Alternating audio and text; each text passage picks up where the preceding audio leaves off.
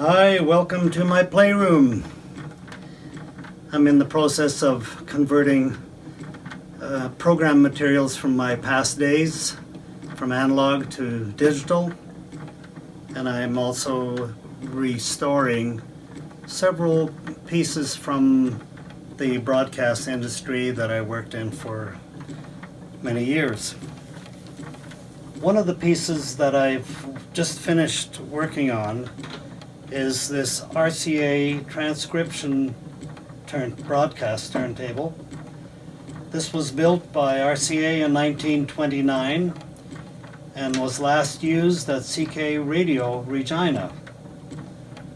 I got this piece from Ernie Strong, who retired as chief engineer and then came over to help us out at CK Television, where I worked during the 60s. This piece has been in my garage for over 40 years, so it was time to do something with it. This RCA transcription turntable was used at many radio stations to play hard wax discs.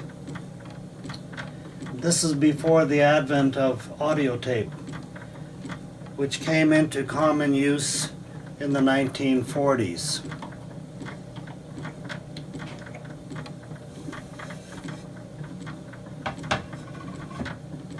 Audio tape players were very expensive. Recorders and players were very expensive in those years.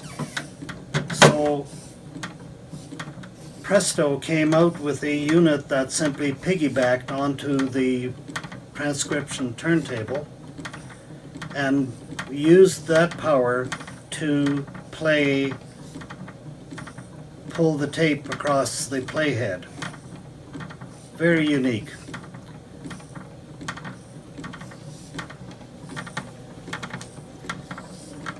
This unit had no motor or electronics, so it simply used the turntable to power the pulling of the tape across the head. Lots of innovation in those days.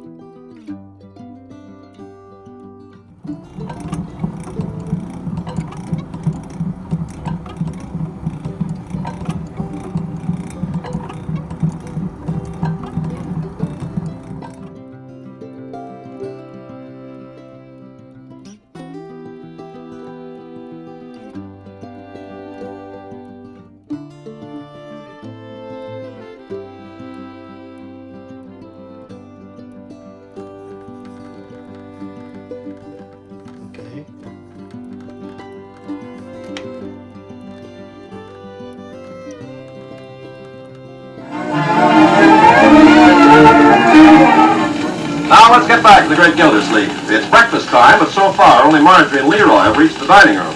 Marjorie is reading the front page of the paper, and Leroy is reading the comics, while Marty can be heard in the kitchen. This is the broadcast turntable that I restored some time ago. I recently found two 16-inch transcription recordings used in the early 1940s. Remember the Great Gildersleeve? Oh, that's so sold out, I forgot it. Yours comes down soon? Oh, yes, we can wait for him. He was singing in the bathtub a few minutes ago. You must feel good, too. Why shouldn't he feel good? The election is in the bag. Oh, that has nothing to do with it. Then what's he singing about? When you like those bumpers. I would indeed, Bertie. I've got to make a phone call, though. Bring it right in. Yes. You seem to feel pretty good this morning, huh? Never felt better in my life. That's because you're in love. Well, that may have something to do with it. The fact is, Hello. Hello, Floyd. Gildersleeve. Any news for me? He's gone? I don't care how sure you are, I want to see him. Fine, Floyd. I'll pick him up at the barber shop in a couple of hours. So long. By George, if I wasn't going to have breakfast, I think I'd go upstairs and take another bath.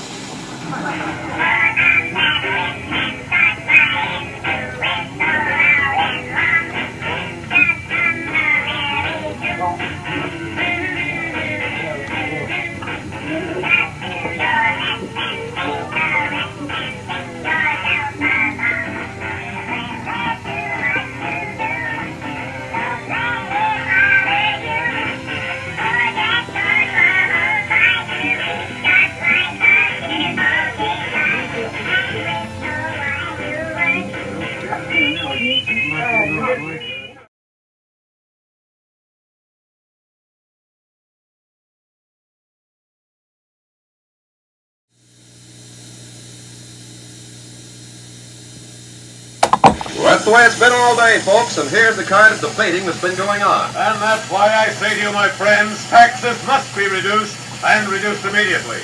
Because if taxes are not reduced, what is there going to be left for any of us? You're forgetting something, Mayor. What? The moon belongs to everyone.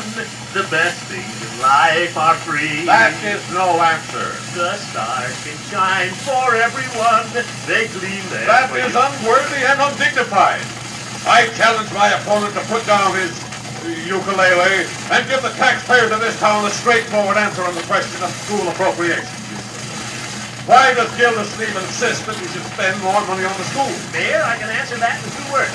What are they? School days, school days, Ah. dear old golden rule days. You- Lot of reading and writing and arithmetic. I want to- taught to the tune of the hickory. Oh, go chase yourselves!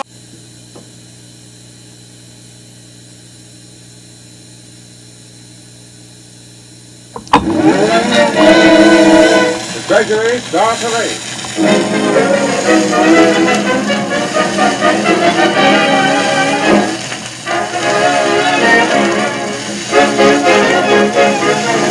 Treasury Star Parade brings you today one of your favorite bands and one of your favorite conductors, Abe Lyman and his Californians, with Frankie Connors and Rose Blaine.